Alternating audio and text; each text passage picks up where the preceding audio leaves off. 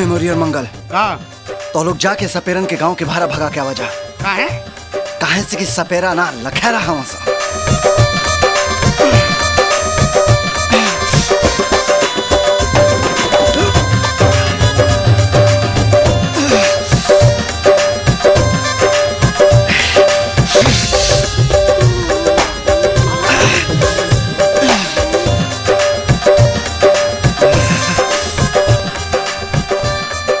ई चारों तब बरसाती मेघा नियर हमरा से पहले केचुल छोड़े लगना सा।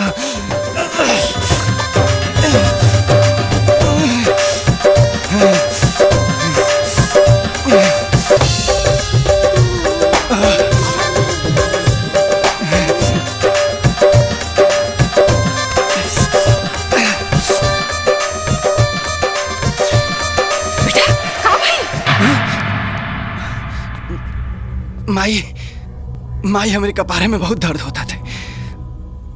हम आराम कर जाता नहीं माई।